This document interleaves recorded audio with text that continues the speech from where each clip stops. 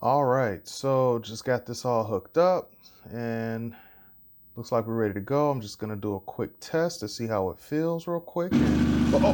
Oh my.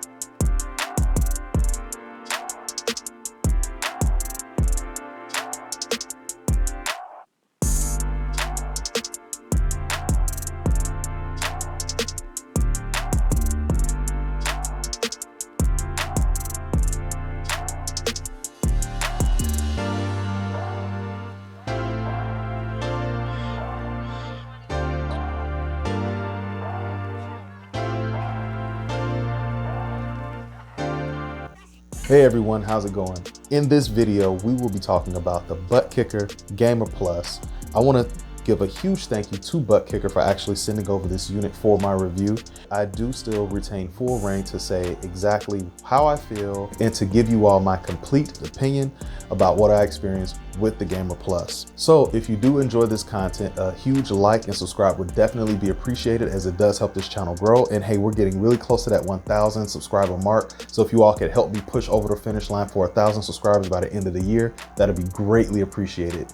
With that said, I want to talk about the ButtKicker Gamer Plus.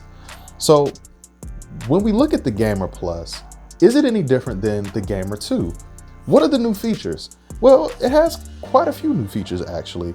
The first and most obvious one, as you can see, is that it has a LCD display here that actually shows the high cutoff frequency that you have your ButtKicker set to, the volume or the gain that you actually have it set to as well. Versus with the original, you have just dials that you have to actually fine tune to get the right frequency to make sure that you're getting all of the fidelity that you're looking for. Of course, another big thing that you can't see is that this unit is actually digital, and it still maintains its analog components as well if you wanted to actually connect this thing using a wide splitter, just the same as you would with the Gamer 2.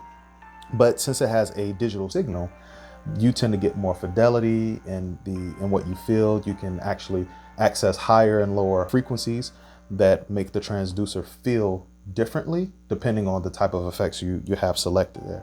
And the way that it transfers this digital signal is via a USB-C port on the back of the amplifier here versus the amplifier on the Gamer 2, which only has your analog signals that you can use. One thing to note about using the wide splitter versus the USB, the wide splitter signal, you tend to get a weaker signal, and it introduces noise and a whole bunch of other things that we're not really gonna dive too deep into. But just know that when you're using the USB-C, it has a much cleaner signal and is also a much stronger signal.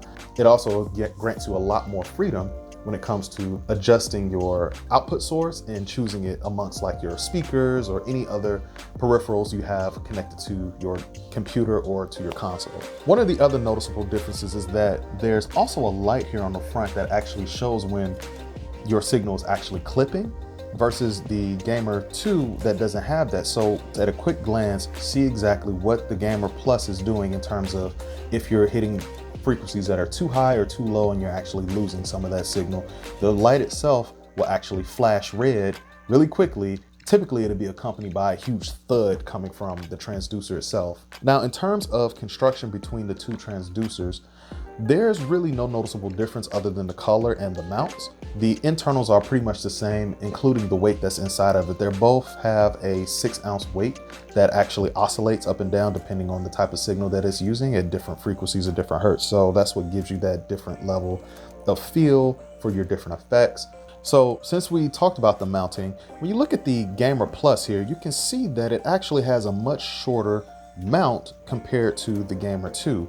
Now, it also has these 3 access points to mount it directly to an aluminum profile rig, which I think makes a big difference when it comes to the stability and what you actually feel going through the rig. And it also, of course, still maintains the standard mount that you can wrap around your ButtKicker mount system, or in this case, the play seat challenge that I use, you can wrap it around one of the legs, or even if you're using an office chair, you can still undo your set screw and your adjustment screw and wrap it around your chair and be good to go. So while we're on the topic of this set screw here, if you loosen this up enough, it allows this plate to actually come back far enough for you to just kind of slide it on top of a ButtKicker mount, and then tighten both of the screws down, and then you're good to go without having to completely unlatch the adjustment screw here. So one of the other noticeable differences here are the connectors for the transducers themselves. So with the Gamer Plus here, it has the 1 pin, and then it also has this plastic housing for female end as well. So you have your male pin and a female end here. And it's, you know, it's pretty good in terms of error proofing when it comes to the connection. You don't have to worry about connecting this into the wrong slot or the wrong pin, and versus what we've seen in the past with the Gamer 2, you have the 2 male pins here. One is slightly thicker than the other.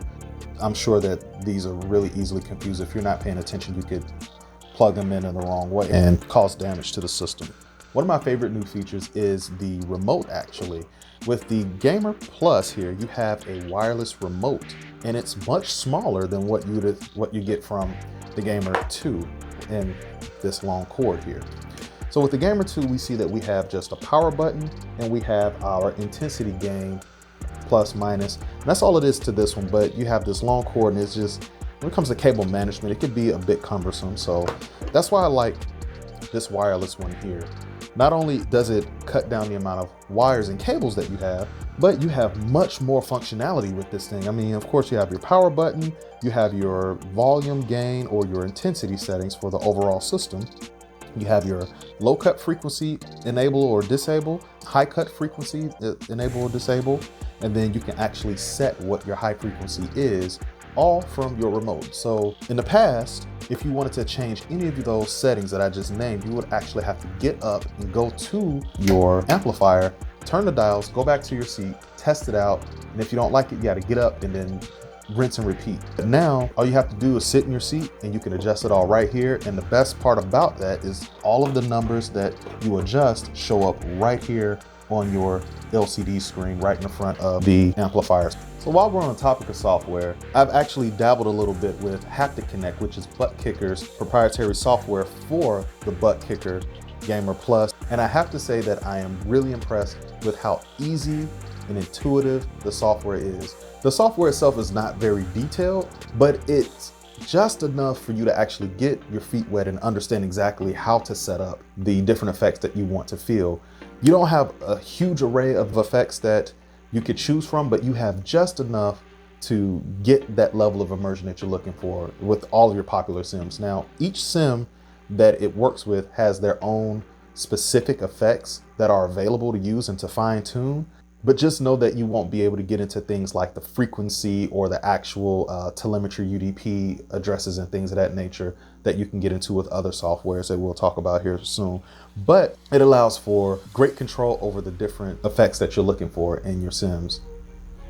And in terms of compatibility, HaptiConnect is actually compatible with most of the popular sims on the market today. So going through the list, this is not all inclusive. It's compatible with iRacing, AC, ACC, F122, 21, R-Factor 2, and it's enough there to cover the mainstream sims as well as a few niche sims that some of us play out there.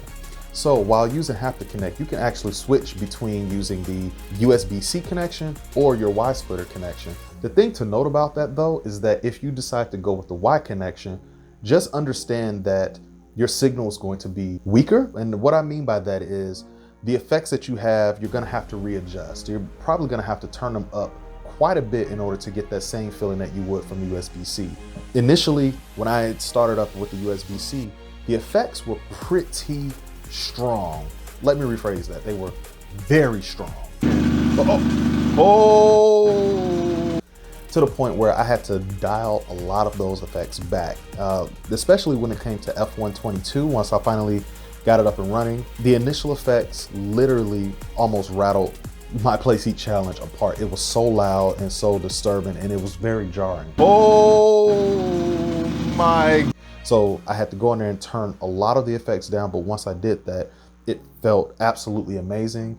I was able to tell the difference between the different effects instead of just a normal, just streamlined vibration across the board. Each effect has its own frequency of vibration and its own feedback, and it just opens up an entire new level of immersion. So just like the Gamer 2, the Gamer Plus is compatible with SimHub. So for those of you out there who have a bunch of different peripherals that you're using through SimHub, or hey, you just prefer the SimHub software, then you're in luck and you don't have to actually switch softwares. You can just stick with what you've been using. And another great thing about it is that you don't have to update any of your profiles or change anything. The Gamer Plus connects and boots up just as easily as the Gamer 2. Literally all you have to do is just change your output from your Gamer 2 to your Gamer Plus, and all of your profiles are still the same. All of your fine tuning adjustments are good to go. But the thing that's different is that the Gamer Plus interprets those signals so much more finely than the Gamer 2 does. So you get much more fidelity in the haptic feedback that you would feel at different frequencies. And I gotta say, it is very amazing. I really like HaptiConnect, but if I had to choose between the two, I would go with SimHub. It may be a little bit more tedious to use, is much more detailed and in depth, but the payoff is so much more rewarding. When it comes to HaptiConnect, you can't really choose the different frequencies to actually fine tune the different effects that you want. So it kind of leaves you wanting a little bit more. From a beginner standpoint, if you're new to having a ButtKicker and new to haptic feedback, by all means, HaptiConnect will get you very far till you are more comfortable with diving deeper into the different types of frequencies and different effects. When it comes to SimHub, SimHub offers many more different types of effects, and the ability to fine tune those effects is just amazing. So that's just my opinion, but I say play around with both of them and you can't go wrong with either one. So what does the Gamer Plus feel like when you're actually driving it on the sim? It feels really amazing. Like I stated before, going into either of the two softwares, you can really feel fine differences in each of the road effects that you have set. I tested this out with AC, ACC, and F122, and I have to say that each one of those sims felt inherently different in the effects that I had set. So is the Gamer Plus an improvement over the Gamer 2? The short answer is absolutely, yes it is. It is a huge improvement, and here's why. I mean, not only does this thing look better with the all black and a shorter mount, you get a wireless remote. This is a huge upgrade for me in terms of having to fine tune and set and adjust the amplifier itself. Much needed feature, love it. And I love the fact that a wireless remote comes with it. But now that this is digital and it has a display, you can just see at a quick glance what you have set up and where you need to tune it. Just the usability of this thing is just remarkable. I love the USB-C connection because of the fact that now you don't have to worry about using the Y splitter and taking up your audio port, and also having to try to separate your audio level of your speakers versus your audio level of your ButtKicker. That was a bit rough for me in the beginning, and I had to find like some different routes to make them work separately. But now, since it's a USB-C connection, all you have to do is just plug in your USB. It automatically separates the different outputs of ButtKicker versus your speakers, and all you have to do is select it and you're good to go. It's just so much more intuitive and so much more user-friendly. The setup for this thing outside of hardware only took about 5 minutes, if that. And 3 of those minutes were just kind of reading through the quick connect guide, so the quick setup guide. And going along with the USB-C, I mean, you end up getting a much better signal coming from the sim and into the ButtKicker, and just those fine tuning adjustments that you can make in either HaptiConnect or SimHub, they feel much different than what they do with the Gamer 2. Even though these two have similar construction in the sense that they have the same weight on the inside of them, there's something about the Gamer Plus that interprets that signal much better and much more cleanly than the Gamer 2. So even though I think that this thing is great, I do have one bit of feedback for ButtKicker when it comes to this. It would be great if we could have one amplifier that could supply multiple transducers. And here's why. If you want a full immersive setup, you have the option to set these at different corners of your sim rig. The only thing about it though is if you have, let's say, 4 of these transducers, you're gonna have 4 amplifiers. You're gonna have 4 remotes, and you're gonna have 4 sets of cables. That can all become really confusing and really cumbersome really quickly, and it could be a cable management nightmare. Not just that, that's a lot of power that has to be drawn from each of the amplifiers to supply each corner of your sim rig. It takes up multiple USB ports, or it takes up all of your audio ports depending on how you would like to connect it to your system. And in terms of just having one amp that could supply multiple transducers, it would just make the ecosystem so much more easier and user-friendly versus just having 4 amplifiers stacked on top of each other to supply 4 different transducers. That's just my take. I mean, I would love to see that.